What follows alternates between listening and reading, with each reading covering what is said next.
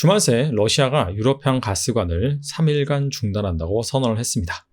가스관 시설 정비 때문인데요. 근데 실제로 이것 때문이 아니라 최근 들어서 계속해서 유럽으로 공급되는 가스를 간헐적으로 중단하고 있죠. 유럽의 인플레이션, 경기 침체 우려를 더욱더 가중시키기 위해서, 즉 유럽을 분열시키기 위함입니다. 이게 모두 다 이 러시아와 우크라이나의 전쟁 때문이죠. 문제는 유럽뿐만 아니라 전 세계 모든 나라들이 고통을 겪고 있다는 사실입니다. 단순히 경기 침체 이벤트다라고 한다면 일정 기간이 지나간 후에는 회복되기 마련입니다. 그런데 전쟁은 언제 끝날지 알 수가 없어요. 따라서 이 러시아 전쟁의 여파가 어디까지 미칠지 전문가들도 감히 예측하지 못하고 있습니다. 투자자 역시 난감하죠. 전쟁에 따른 수혜주와 피해주가 명확히 갈리는 가운데 과연 어디에 언제까지 투자해야 될지 고민이 많은 상황입니다. 그런데 잘 찾아보면 전쟁과 상관없이 꾸준히 성장할 만한 주식이 있습니다. 무엇인지 알아보겠습니다. 먼저 러시아 전쟁에 따른 수혜 섹터와 피해 섹터를 구분해 보겠습니다. 대표적인 수혜 섹터는 먼저 방산을 들 수가 있습니다. 러시아와 우크라이나의 전쟁으로 인해서 신냉전 시대가 접어들었다라는 얘기가 여기저기에서 나오고 있습니다. 대표적으로 유럽을 들 수가 있죠. 원래 EU는 국방비 지출에 소극적이었습니다. 하지만 이번 전쟁을 이유로 특히나 이 러시아와 국경을 맞닿고 있는 나라들 같은 경우에는 서둘러서 국방비 지출을 대폭 늘리고 있고요. 유럽뿐만 아니라 아시아 태평양 국가들 역시나 자주 국방에 대한 투자를 늘리고 있는 상황입니다. 두 번째 수혜주 같은 경우에는 에너지를 빼놓을 수가 없겠죠. 앞서서도 러시아가 유럽 쪽으로 공급되는 가스관을 중단했다고 밝혔습니다. 당연히 에너지 가격이 오를 수밖에 없고요. 그래서 에너지 가격이 오르니까 정유주라든지 에너지주, 1차원적으로는 이런 기업들이 수혜를 입을 것이다 라고 볼 수는 있겠지만 이 에너지가 오르면서 대체되는 에너지, 대표적으로 태양광, 풍력, 신재생 에너지, 이와 관련된 설비를 투자하는 기업들 역시나 수혜주로 분류할 수가 있겠죠. 우리나라 업체 입장에서는요, 유럽이 이 러시아로부터 가스 공급을 받지 못하자 카타르라든지 다른 국가로부터 이 가스를 조달할 방침입니다. 그러기 위해서는 기존에 사용했던 육로 운송 경로가 아닌 해상 운송 경로, 즉 LNG선 발주를 늘릴 것으로 지금 전망이 되고 있죠. 이에 따라서 조선 섹터 역시 수혜 산업으로 분류가 되고 있습니다. 따라서 이 세 가지 섹터 같은 경우에는 최근에 이 증시가 불안불안함에도 불구하고 확실히 견고한 모습을 보여주고 있어요. 이번엔 피해 섹터 한번 알아보겠습니다. 러시아와 우크라이나의 전쟁으로 인해서 가장 많은 피해를 본 섹터는 크게 이 두 가지 기준으로 볼 수가 있는데, 첫 번째, 이 경기와 민감한 섹터입니다. 왜냐하면은 러시아와 우크라이나의 전쟁으로 인해서 인플레가 가중되고, 이에 따라서 기준금리가 가파르게 오르고, 따라서 경기 침체 우려가 커지고 있죠. 그리고 이 탈세계화 관점으로 가다 보니까 아무래도 자유무역이라든지 이런 부분이 활발하게 진행이 되지 못하고 있습니다. 이에 따라서 글로벌 경기 둔화 우려가 점점 커지고 있는 상황이고요. 따라서 이 경기에 민감한 반도체 섹터를 대표적인 피해 섹터로 볼 수가 있고요. 필라델피아 반도체 지수가 아시다시피 상당히 많이 빠졌죠. 다 이러한 이유 때문이라고 볼 수가 있습니다. 두 번째는 이 플랫폼 기업입니다. 사실 플랫폼 기업 같은 경우에는 경기와 크게 상관없이 꾸준히 성장하는 기업이 많습니다. 그럼에도 불구하고 이 플랫폼 주식들을 피해주로 보는 이유는 구글, 메타, 우리나라로 친다면 카카오, 네이버, 이런 기업들이 주 수익원이 바로 광고 수익입니다. 근데 경기가 안 좋아진다라고 한다면 기업들이 가장 먼저 손대는 것 중에 하나가 광고 지출을 줄이는 것입니다. 광고 단가가 하락하게 되죠. 그렇다면 아무래도 이 플랫폼 기업들의 수익성이 좀 감소할 수가 있습니다. 그리고 두 번째, 인플레이션 심해지고 기준금리가 가파르게 오르다 보니까 할인율이 높아지죠. 쉽게 말하면 주식에 투자하는 것보다 예금이라든지 적금, 채권 이런 데 투자하는 게 나을 수도 있단 말입니다. 그렇게 된다면 기본적으로 PER, 이 멀티플을 상당히 높게 받았던 성장주로 분류되는 이 플랫폼 주식들의 밸류에이션 매력이 많이 빠질 수가 있겠죠. 그런 차원에서 또 하나의 피해 섹터를 고르자면 첨단 기술 섹터가 있습니다. UAM, 도심 항공 모빌리티, 우주항공, 블록체인. 이런 섹터들은 아직까지는 제대로 이 수익성이 나지 않는 기업들이 많습니다. 자, 근데 미래 성장성은 정말 어마어마하거든요. 자, 따라서 금리가 낮을 때, 그럴 때에는 이런 기업들한테 이 무한정 밸류에이션을 줄 수가 있습니다. 실적이 잘 나오지 않는다 하더라도. 하지만 지금처럼 금리가 막 오르는 그런 상황에서는 가장 먼저 돈이 빠지는 것이 이런 쪽이에요. 자, 그러다 보니까 상당히 최근에 조정을 많이 받은 상황이다 라고 볼 수가 있습니다. 자, 전쟁에 따른 수혜 섹터와 피해 섹터 알아봤는데, 자, 결과적으로 이 전쟁과 상관없이 꾸준히 성장할 수 있는 주식이라고 한다면 이 수혜 섹터와도 연관이 되어 있고 이 피해 섹터와도 연관이 되어 있는, 자, 바로 그런 기업을 고를 수가 있겠죠. 자, 이에 해당되는 기업이 바로 방위산업 사업 부문과 우주항공 사업 부문을 가지고 있는 기업입니다. 자, 먼저 각각의 섹터의 구체적인 투자 아이디어부터 살펴보도록 하겠습니다. 방산 관련 기업의 투자 아이디어, 앞서서 간단하게 말씀을 드렸는데요. 이 러시아와 우크라이나의 전쟁으로 인해서 글로벌 국방비 증액이라는 나비 효과가 발생을 했죠. 대표적으로 유럽 같은 경우에 현재 이 GDP 대비 국방비 지출 비중 2021년 기준으로 본다면 1.2%에서 1.6% 정도를 차지하고 있습니다. 자, 근데 러시아와 우크라이나의 전쟁 때문에 올해 3월에 유럽연합 27개국 정상이 모여가지고 EU 차원의 국방비 증액을 대폭 늘리기로 합의를 했습니다. 2024년까지 GDP 대비 국방비 비중을 2%로 늘리기로 잠정적으로 결의를 했고, 독일, 프랑스, 덴마크, 이탈리아, 스웨덴 등 몇몇 국가들은 이와 관련된 구체적인 계획을 발표하기도 했어요. 만약에 2%까지 정말 올린다라고 한다면 이제 얼마 안 남았거든요. 2, 3년 안에 이탈리아 같은 경우에는 한 20%에서 30% 정도 지출을 더 늘려야 되고요. 독일 같은 경우에는 한 3, 40%, 뭐 네덜란드나 스페인이나 스웨덴 같은 경우에는 거의 한 60%에서 70% 정도 더 국방비 지출을 늘려야만 합니다. 뭐 아시아 태평양 지역도 마찬가지예요. 뭐 중국 같은 경우에는 전년 대비 7% 인상을 결정을 했죠. 근데 뭐 사실 중국이나 미국 같은 경우에는 G2 패권 국가이기 때문에 둘이서 계속해서 경쟁을 하고 있어요. 미국 같은 경우에도 올해 이 바이든 행정부가 2023년 국가 안보 예산을 전년 대비 8.1%로 늘어난 8천억 달러. 이래서 뭐 천조국이다 얘기를 하고 있죠. 그렇게 배정을 했습니다. 미국은 9.11 테러 사건 이후에 계속해서 이 국방비를 늘리고 있는 상황이에요. 그리고 주목할 만한 국가가 일본입니다. 일본이 올해 2차 세계대전 이후로 국방비가 GDP 대비 1%를 돌파할 예정입니다. 원래 일본은 2차 세계대전의 전범 국가죠. 그래서 전쟁을 하기 위한 군대를 보유하지 못하게 되어 있습니다. 물론 현재 자위대가 있죠. 근데 자위대는 약간 평화 유지 명목하에 존재하는 군대입니다. 물론 눈 가리고 아웅하는 그런 격이긴 하지만 법적이나 컨셉적으로는 그렇게 되어 있단 말이죠. 근데 최근에 일본에서 지금 개헌 움직임이 일어나고 있죠. 일본을 전쟁이 가능한 나라로 바꾸려고 법 개정을 시도를 하고 있습니다. 그래서 이 1980년대 이후 냉전이 종식이 됐는데 이제 다시금 3, 40년 만에 신냉정 시대로 돌입을 하면서 여기저기에서 이 국방비 투자가 늘어나고 있는 상황이에요. 옆에서 막 칼을 갈고 있는데 나는 가만히 있기 좀 불안하단 말이죠. 그렇기 때문에 어느 한 국가가 이렇게 지속적으로 국방비에 투자를 하면은 다른 나라 역시 투자할 수밖에 없는 그런 상황이 발생을 하는 것입니다. 얼핏 보면은 정말 세상이 좀 무서워지고 당장이라도 전쟁이 날 것 같은 그런 기분도 들지만 우리나라 입장에서는 기회입니다.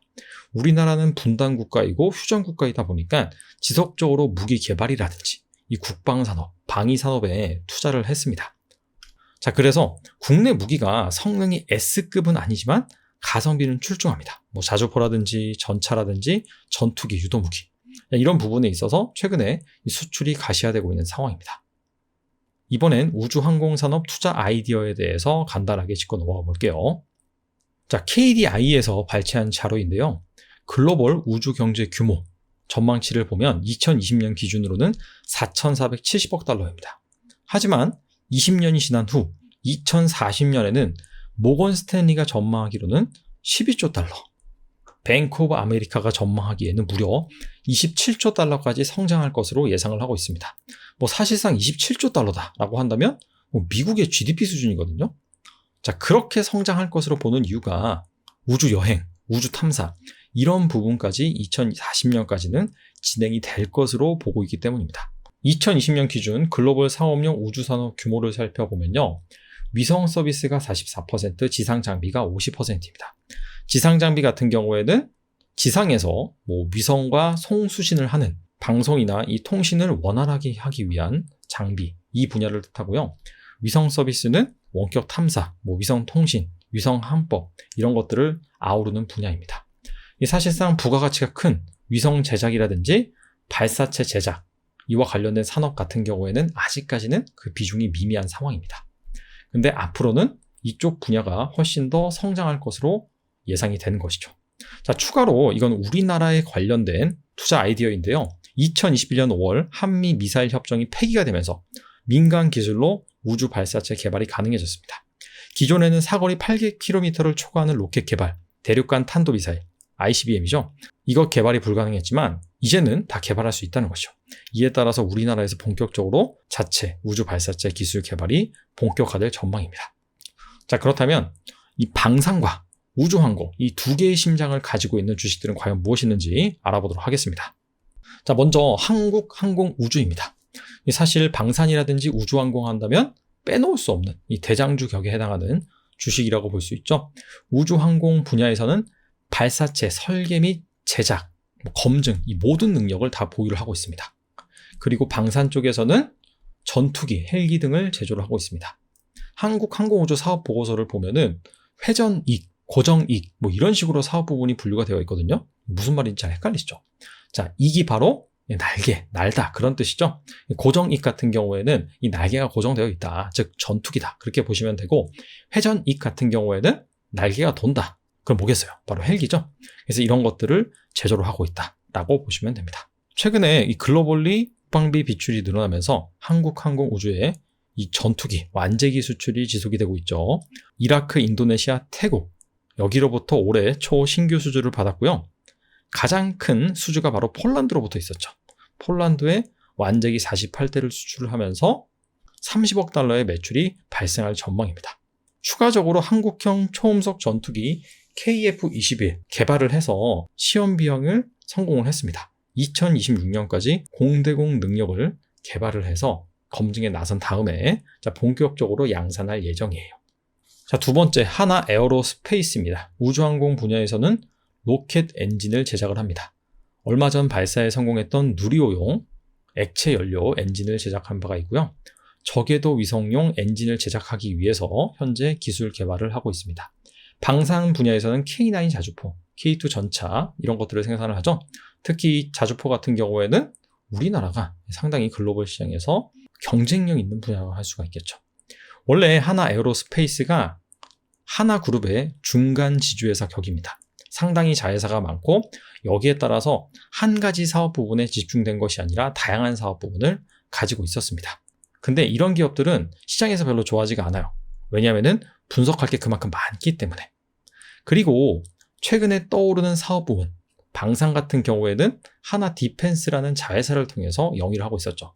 근데 하나 에어로스페이스가 증권가에서 중간 지주회사로 취급을 받다 보니까 야, 그러다가 하나 디펜스 나중에 상장하는 거 아니야? 자, 이런 식으로 간주를 할 수 있었겠죠.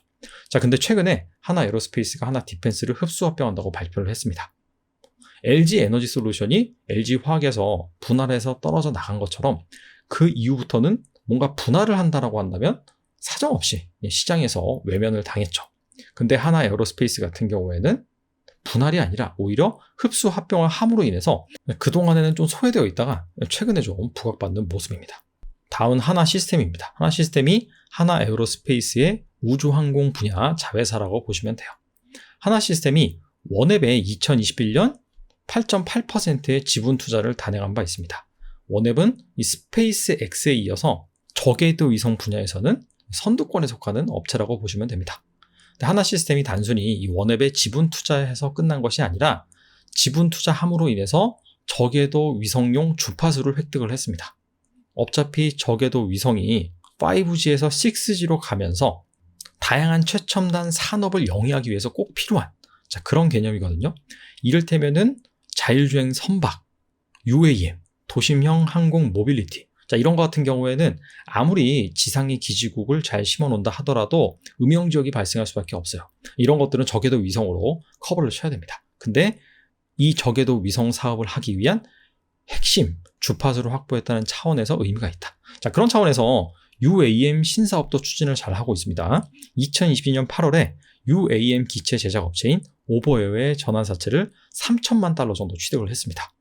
2022년 말 2023년을 목표로 기체 시제품을 지금 개발 중에 있습니다. 이 사업 때문에 아직은 좀 수익성이 제대로 안 나오고 있긴 한데 미래 성장 가치를 본다면 잘 살펴볼 필요가 있는 기업인 것 같아요. 그리고 그 다음으로는 LIG 넥스원입니다. LIG 넥스원은 크게 4가지 사업 부문을 가지고 있어요. 정밀 타격, PGM, 감시 정찰, ISR, 항공정자 AEW, 지휘 통제, C4I. 자, 그 중에서 정밀 타격, PGM 사업부가 매출의 한 55%를 차지합니다. 정밀 유도 무기를 생산하는 사업부고요. 우주항공 분야에서는 감시체계, 그리고 지휘 통제, 여기에서 위성과 관련된 부품을 생산하고 있습니다. LIG 넥스원이 항공 우주라든지 하나 시스템과 비교해서는 멀티플이 좀 상당히 낮습니다. 한 10배 초반 정도밖에 안 되거든요. 그 이유가 주로 내수 중심이기 때문입니다. 현재까지도 이 내수 매출이 한 90% 정도 차지를 하고 있어요. 하지만 최근에 아랍에미레이트와 2조 6천억 원 규모의 천궁투 공급 계약을 체결한 데 이어서 사우디와 경월의 계약을 체결을 했습니다. 이에 따라서 수출 비중이 확대가 되면서 아무래도 이 멀티플을 재평가 받을 수 있지 않을까 생각을 해봅니다. 자, 다음으로는 세트랙 I라는 종목입니다. 우주항공 분야에서는 위성 시스템, 위성 영상 판매 및 분석 사업을 하고 있고요. 방산 분야에서는 이동형 수신 처리 시스템, 무인항공기 지상 통제 시스템 등 방산 물자를 생산을 하고 있습니다. 세트랙 I가 국내 유일의 위성 시스템, 인공위성의 본체와 탑재체뿐만 아니라 위성과 통신을 수행함으로써 관제를 수행하는 지성 시스템, 이런 것들을 다 뜻합니다. 유일하게 이것을 다 자체 개발할 수 있는 업체라고 해요. 자, 그래서인지 하나 에어로스페이스가 세트랙 I 지분 30%를 취득을 해서 현재 최대 주주입니다.